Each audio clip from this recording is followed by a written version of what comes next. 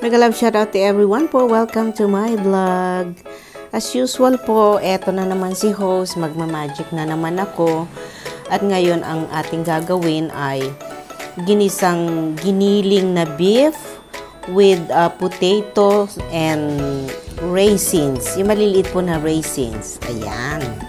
Abangan po natin yung mga susunod. At una po ay ginigisa ko na yung bawang at saka ano ba ito? Chipola. Ano ba yung chipola sa ano? Sibuyas. Pasensya na ho. At medyo naihahalo ko yung Italian ano natin. Ito na nga po, ready na yung yung ating potatoes, at the same time raisins, at saka yung giniling na beef, at saka yung sauce ng tomato. Ayan. Pinapula ko ng konti yung sibuyas at saka yung tapos i-add na natin yung giniling na beef. Ayan.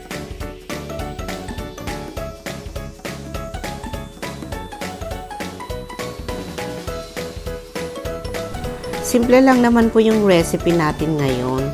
Alam ko kayo nagluluto rin ito. Actually, mga lalabs, itong lulutuin ko ngayon, favorite ng anakis ko to. At gustong-gusto niya yung maraming patatas.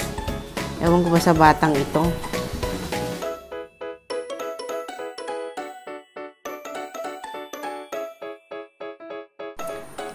Ayan, kailangan medyo papulain natin ng konti yung giniling na beef para lalong mas masarap.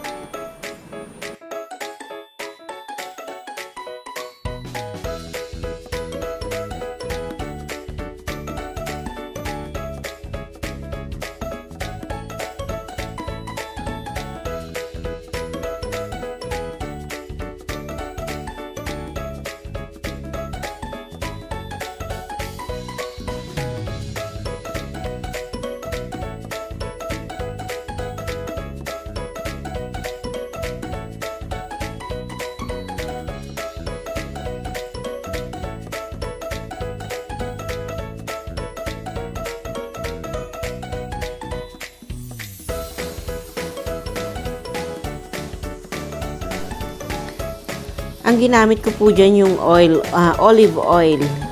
Dito sa bahay kasi hindi kami gumagamit ng yung normal na oil. Gumagamit lang ako kapag nagpiprito ako ng manok, ganyan.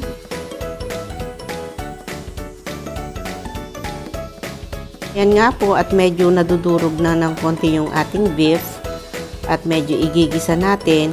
At nilagyan ko rin po siya ng konting red wine para matanggal yung lansa.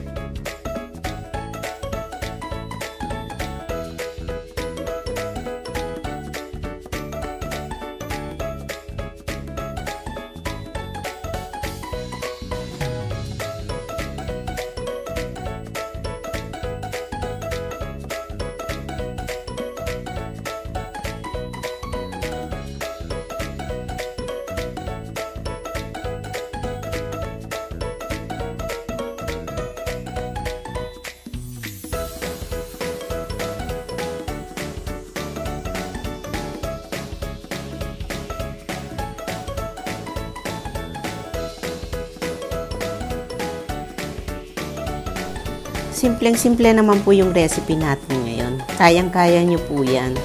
At the same time, syempre, blinag ko na rin.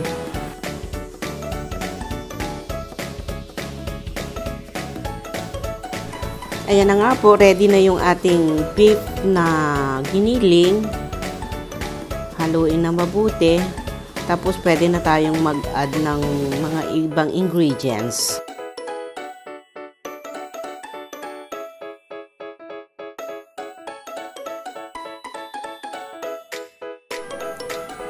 Ayan po, i-add na natin yung patatas kasi ito yung medyo matigas siya, kaya ito ang inuuna ko. Ayan, haluin natin.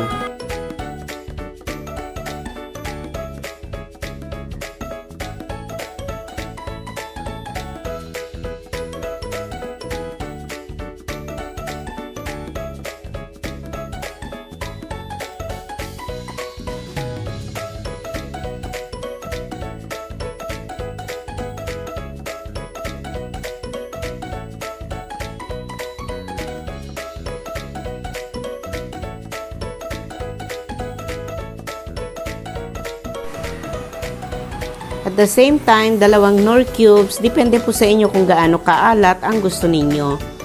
Tapos, nilagyan ko rin siya ng black pepper.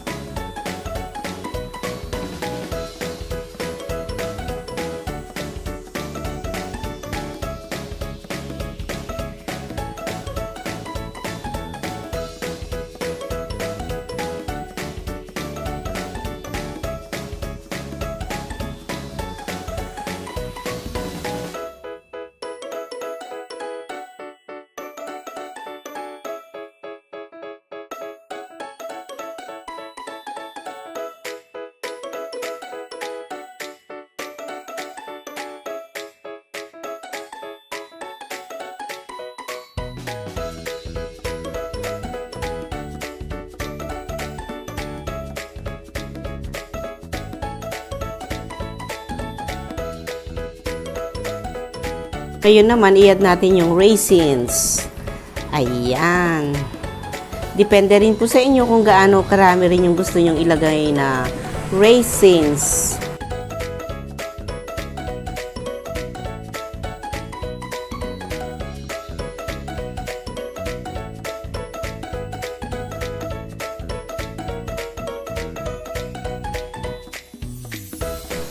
Ayan po, ilalagay na rin natin yung tomato sauce. Ayan. Tansyahan lang po kasi ako eh.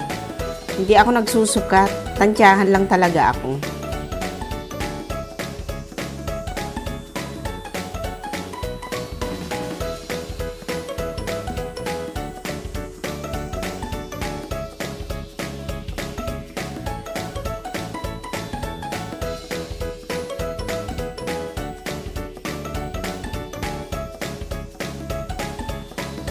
Ayan po, nag-add din ako ng katamtamang tubig para dun sa giniling natin.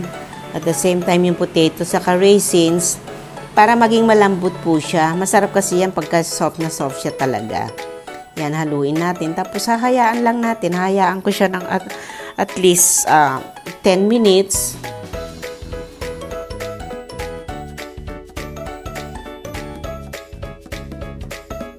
Hindi ko siya tinakpan.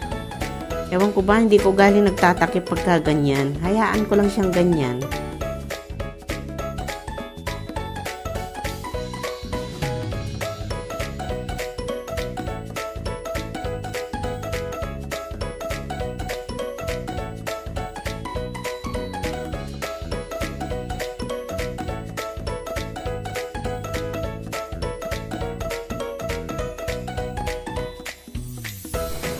Kapag po alam ninyo na medyo dry yung ating niluluto, pwede tayong mag-add ulit ng another water.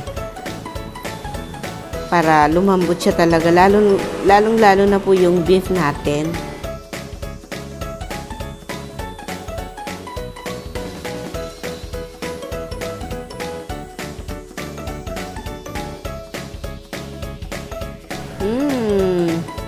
Amoy pa lang ho na alam ko masarap na ito.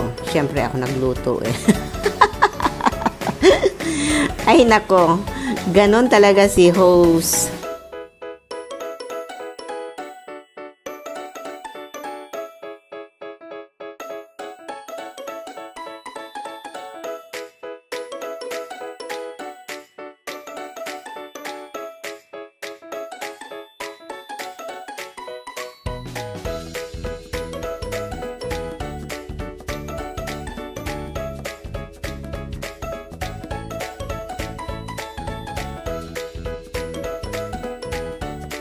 Ayan po, almost done na. Maya-maya kakain na tayo. O, diba? Tsura pa lang, masarap na.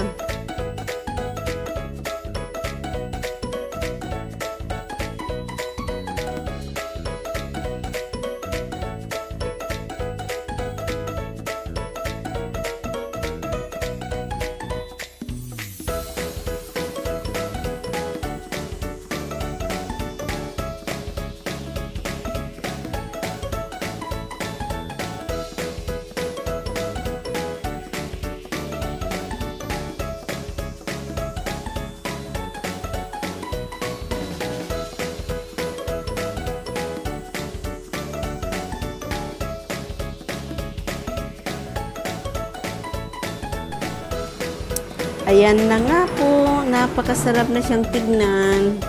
Sigurado anak ko nito, dami na naman makakain. Pili lang po kasi yung gusto niyang pagkain nating mga Pinoy. Most of the time kasi siya Italian, recipe, mga kinakain niya.